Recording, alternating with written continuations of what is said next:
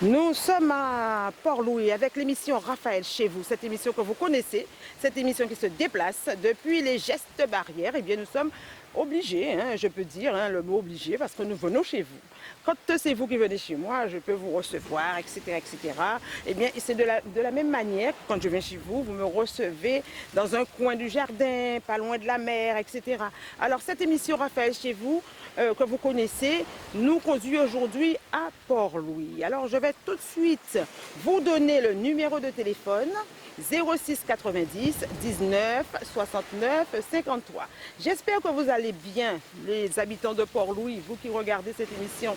J'espère que ça va et que cette histoire de gestes barrières ne vous pénalise pas trop. Je sais que nous aimons les embrassades, etc. Mais ce n'est pas terminé, donc nous devons continuer à faire attention. D'où aujourd'hui notre position ici à Port-Louis, pas loin de la mer. Que vous verrez derrière moi, il n'y a pas de sargasse. C'est bien oui, vous pouvez continuer à venir vous baigner à Port-Louis parce que c'est l'une des plages de Guadeloupe qui n'en a pas. Alors, Monsieur Victor Artin, c'est lui notre hôte aujourd'hui, c'est lui qui nous reçoit. C'est le maire de la commune de Port-Louis. Port-Louis, une commune de 5800 habitants, avec une majorité de personnes âgées quand même. Alors nous allons voir avec Monsieur Victor Artin ses projets pour cette commune, parce qu'il est au deuxième tour de ces élections, et ce qu'il a déjà fait, ce qu'il lui reste à faire, et prendre des nouvelles, carrément. Voilà, ce n'est pas juste pour avoir la température politique, mais aussi pour discuter avec lui, parler de sa municipalité et du maire qu'il a été pendant cette mandature, et du maire qui sera si vous versez vos suffrages sur lui. Nous allons tout de suite récupérer M. Victor Artin qui est juste à côté et nous allons lui donner la parole. Je serai là, vous m'entendrez, mais vous ne me voyez pas parce qu'il faut que nous puissions respecter cette distance de sécurité. A tout de suite. Victor Artin, bonjour, comment allez-vous? Je me porte de mieux en mieux et vraiment en vous voyant, c'est du bonheur pour moi. Superbe. Alors aujourd'hui, nous allons pouvoir parler avec vous de tout ce qui se passe en ce moment, cette mouvance campagne, deuxième tour. Dans quel état d'esprit vous êtes là en ce moment? Toujours un esprit positif, esprit de conquérant, parce qu'il me faut vaincre, il me faut convaincre de manière à ce que je puisse poursuivre le travail que j'ai commencé au sein de cette commune de Port-Louis. Alors, je sais qu'il y a eu beaucoup de reproches. Comment vous sentez-vous par rapport à cela? Vous savez, je suis zen. J'ai toujours été dans la transparence, j'ai toujours fait jouer la démocratie et c'est un peu normal, et c'est le jeu démocratique. Que les gens puissent critiquer, que les gens puissent échanger, que les gens puissent faire part de leurs émotions. Mais c'est à moi, justement, à faire entendre raison et rappeler aux gens qu'il va falloir toujours agir faire triompher le bon sens. Parce qu'il y a ce qu'on appelle la sagesse populaire. Mais je fais appel à leur sagesse et je dis, tiens, justement, s'agissant de ces élections municipales et communautaires ce dimanche 28 juin 2020, il va falloir que Port-Louis fasse entendre sa voix, mais avec justesse, avec équité, mais surtout dans la sérénité. Parce que j'ai agi en bon père de famille. J'ai trouvé une situation extrêmement difficile. Ce n'était pas évident et je dis, tiens, je l'ai souhaité à quiconque d'être à ma place parce que ce que j'ai eu à affronter était si dur que je n'aurais pas souhaité à mon pire ami. Mais vous savez, c'est aussi ça la vie. Je sais que depuis mon jeune âge, je me suis engagé en politique, je me suis engagé dans les affaires publiques. Avec Charlotteville, j'ai été adjoint au maire. J'ai été dans l'opposition pendant 20 ans, mais j'ai toujours été très constructif dans ma démarche, dans ma façon de faire, dans ma façon d'aborder les choses. Aujourd'hui, ça fait 6 ans que j'ai pris les rênes de cette commune. Je crois avoir fait de mon mieux avec les moyens dont j'ai trouvé. Alors, je dis aux Port-Louisiens, la chose la plus élémentaire qu'ils devraient comprendre, j'ai trouvé cette commune avec 6 millions de déficit. Là, on y dette ou pas caille en boutique. Là, on y dette ou peut pas être banquier.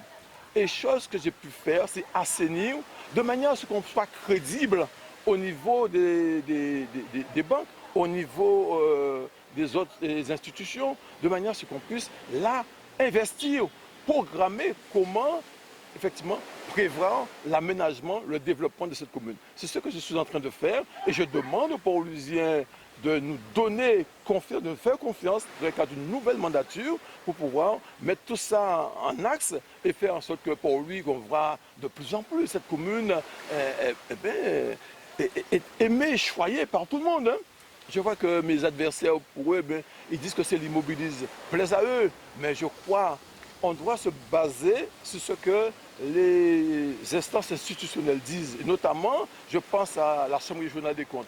Quand aujourd'hui, la Chambre régionale des comptes dit que finalement, le budget de la communauté en équilibre est équilibré, on ne peut pas être plus magistrat que les magistrats de la Chambre, voyons. Parce que c'est la seule institution ayant autorité pour pouvoir qualifier le budget des communes. Mais autre chose, je dis aux Paulusiens, quand mes adversaires parlent d'immobiliser, que rien n'a été fait, il n'y a pas eu de bâtiment de construit s'ils veulent. S'ils considèrent que faire quelque chose, c'est faire un bâtiment.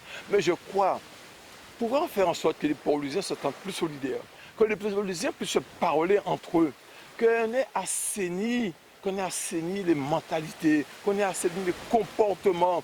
Ça, c'est parce que le maire n'a pas fait de chasse aux sorcières, mais le maire, effectivement, s'est comporté en véritable démocrate, mais aussi, surtout, il a été le maire de tous les Paulusiens, à l'écoute de tout le monde.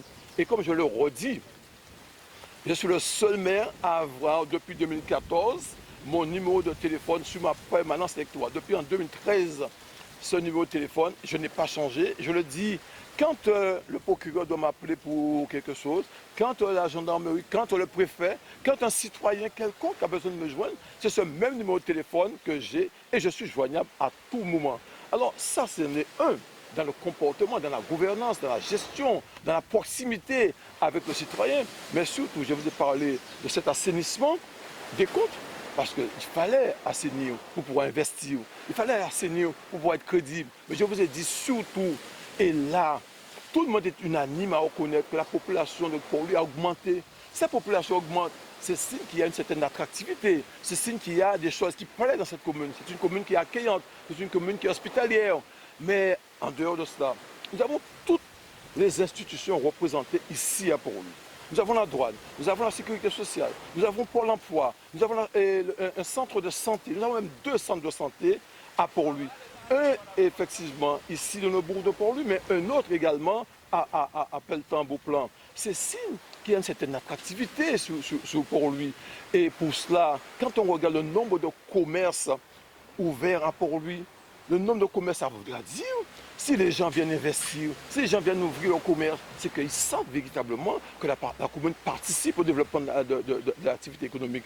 C'est un signe fort, et là aussi c'est l'INSEE qui le dit. Quand l'INSEE dit ça, quand la Chambre régionale de compte dit ça, je crois que c'est suffisamment d'éléments pour permettre aux Paulusiens d'avoir confiance. Et je crois qu'on ne devrait pas à tous les coups se faire du tort et en tout cas se taper l'un sur les autres. Je crois que le maire que j'ai été, que je suis, que je serai, est toujours le même et toujours pour travailler, toujours pour faire avec les Paulusiens et pour les Paulusiens. Alors, je crois que sur ce côté-là, j'ai mis le point sur les i et mes adversaires qui sont toujours là, et d'ailleurs, on le voit, il a été adjoint au maire pendant 12 ans. On a vu dans quel état il a laissé la commune. Il a été effectivement conseiller départemental pendant plus de 12 ans également. Il a été pendant près de 9 ans président de la communauté de communes. On sait, aujourd'hui il se présente comme étant un homme nouveau. Alors il n'est pas neuf. Et je pourrais bien dire, tout cet héritage que j'ai aujourd'hui à gérer, ce passif, mais il a été effectivement l'un des instigateurs, en tout cas de cette situation catastrophique de Port-Louis. Il ne peut pas venir aujourd'hui faire comme s'il était un homme propre, un homme neuf. Et puis voilà. Quand je regarde également le bilan qu'on a fait après son passage au niveau de la communauté de communes et le cabinet Grison disant que c'était mauvaise gestion, c'était de l'à peu près. Et je vois que ce monsieur aujourd'hui vient nous donner des conseils. Ce n'est pas parce qu'il a pris de l'âge qu'il est devenu plus sage. Ce n'est pas parce qu'il a pris de l'âge qu'il a plus d'expérience. Au contraire, je crois qu'aujourd'hui, il ferait mieux d'aller se reposer et permettre à ce que cette nouvelle équipe, cette jeune équipe que j'ai avec Ensemble pour lui, puisse poursuivre ce travail. Nous avons rénové, nous avons réactualisé, nous avons innové dans notre groupe. Et je crois qu'il y a beaucoup d'hommes et de femmes jeunes, dynamiques, je crois, et loyaux surtout. Pas des gens qui viennent pour poste, pas des gens qui viennent pour le pouvoir, mais des gens qui viennent pour servir avant tout. Alors je crois qu'à partir de ces éléments, on a suffisamment d'atouts pour permettre aux Paulusiens de comprendre l'intérêt de ces élections et l'intérêt de leur choix dimanche 26 juin 2020. Alors Victor Artin, dites-moi quelle est la relation que vous entretenez avec la population des employés en fait, la population de Port-Louis, mais aussi avec vos employés municipaux, avec vos services. Comment ça se passe? Alors, je le dis en toute humilité, je n'ai pas de problème avec l'homme, je n'ai pas de problème avec l'autre. Et bien évidemment, avec mes employés, ça se passe très bien. Des fois, on peut avoir à faire le point bien sévèrement sur une question ou une autre, mais de façon générale, les relations avec le personnel se passent très bien. Et je pourrais même profiter pour dire, avec la population de manière générale, avec les jeunes, vous voyez effectivement à proximité, nous avons des jeunes qui sont en train d'innover effectivement sur cette place Antilles, de faire en sorte que l'activité nautique, l'activité aquatique, les loisirs, merci toutes ces personnes, le club de troisième âge, parce que c'est vrai que pour lui c'est une population qui a tendance à vieillir, mais on est dans l'intergénérationnalité et puis ça, avec tout le monde, je peux dire que j'ai l'approche facile, mais en même temps, je suis le maire de tous les Port-Louisiens, comme je le dis. J'essaie de m'entretenir, mais en tout cas, de faire en sorte que mes relations avec l'autre se passent le plus correctement possible. Et s'agissant du personnel, s'il me faut faire un clin d'œil, je dis, tiens, j'ai pratiquement fait une révolution par rapport à ce qu'on a fait sur le plan social par rapport à ce personnel. Aujourd'hui, on n'a personne à moins de 28 heures. C'est signe que ce personnel qu'on a trouvé à 20 heures, à 22 heures, des gens qui partent à la retraite avec près de 300 € comme seul revenu, aujourd'hui, ils vont pouvoir dire qu'avec 28 heures, ils vont pouvoir bénéficier de la retraite des fonctionnaires. Et c'est une avancée considérable. On n'a personne, sur les 100 et quelques argents que nous possédons, personne à moins de 28 heures. Alors, je crois que, et là aussi, il faut le signaler, quand un agent qui aujourd'hui a moins, parce qu'on ne peut pas mettre tout le monde à 35 heures, c'est notre souhait, mais en tout cas, on ne peut pas mettre tout le monde à 35 heures dans l'immédiat. On a prévu tous ceux qui vont partir à la retraite, un an avant leur départ à la retraite, on les met à 35 heures, de manière à ce qu'ils aient une petite ressource supplémentaire pour pouvoir faire un investissement, faire une dépense quelconque, mais aussi qu'ils puissent se sentir mieux. Parce que c'est ça qu'on appelle gérer et un bon père de famille, mais aussi prévoir et être effectivement dans une relation de confiance avec son personnel, mais aussi personnel qui se trouve très souvent un parent, un ami, parce que nous habitons une petite commune, nous connaissons tous, on est tous parents, on est tous amis quelque part. Alors comment, comme je disais tout à l'heure, si vous êtes réélu, par quoi allez-vous commencer? Est-ce qu'il vous reste des choses à réaliser? Est-ce que vous avez pu boucler votre programme? Et tout à l'heure, nous parlerons du programme en dernière partie. Mais pour le moment, comment les choses se déroulent-elles? Le gros reste à faire dans cette commune. Le gros reste à faire, même si je considère ce que nous avons réalisé, c'est-à-dire assainir les finances de la commune. Ça n'est pas rien, mes chers amis. Quand j'ai pris cette commune, elle était à plus de 6 millions de déficit. Là où on déficit, on ne peut pas aller en boutique. Là où on peut pas de l'argent, on ne peut pas aller en banque. Il ne peut que coûter. Et notre première action a été d'assainir les comptes de la commune, faire en sorte qu'on puisse sortir de cette situation catastrophique. Et bien évidemment, aujourd'hui, la Chambre régionale des comptes, même si mon adversaire conteste, mais je le redis, il n'y a qu'une seule institution aujourd'hui en mesure d'analyser et de donner un avis sur la tenue des comptes des communes, c'est la Chambre régionale des comptes. Et aujourd'hui, elle dit que nous avons pu équilibrer. C'est une très belle chose. Mais après qu'on a maintenant équilibré, il va falloir investir dans l'aménagement de ce territoire. Il va falloir investir pour pouvoir réaliser nos programmes véritablement. Parce que la jeunesse attend, la population attend. Ce boulevard, ce front de mer, c'est vrai, quand on regarde effectivement, ça offre, il pourrait dire, tant d'atouts, tant de possibilités de développement. Il va falloir que la commune soit en mesure d'accompagner. Même si on a donné aujourd'hui la maîtrise d'ouvrage déléguée à la région, s'agissant du boulevard de ce front de mer à la région de Fer, et on voudrait que là aussi que la région accélère ses travaux et que pour lui retrouve ses réverbères, qu'on puisse quand même cette place Antilles aménager, faire en sorte que des boutiques, finalement, des artisans, des commerçants, merci, des produits touristiques qu'on puisse trouver sur ce beau boulevard, ce beau front de mer.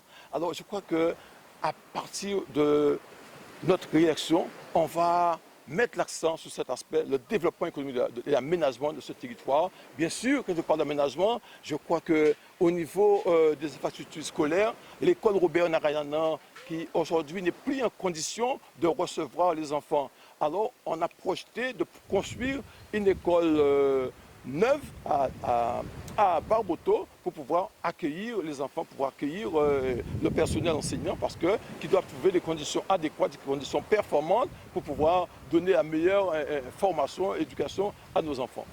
Alors nous allons nous déplacer vers vos amis qui vous attendent là-bas. Vous avez fait un petit déjeuner comme ça entre amis après avoir fait du terrain ce matin? Oui, bien sûr, parce que c'est important de pouvoir se restaurer et en toute convivialité, donc alors en toute solidarité. Reprendre des forces et repartir. Et bien tout à l'heure, vous nous parlerez de votre programme, du projet que vous proposez au Port-Louisien et voir avec vous, est-ce que, avec vos amis aussi, est-ce que c'est un projet qui sera réalisable? Est-ce que vous avez déjà réfléchi sur tous les points de ce programme et par quoi vous allez le commencer? Vous avez bien dit, vous commencez peut-être par cette école, mais il y aura encore d'autres choses à nous dire. Mais bien sûr. À tout à l'heure. Ok, parfait.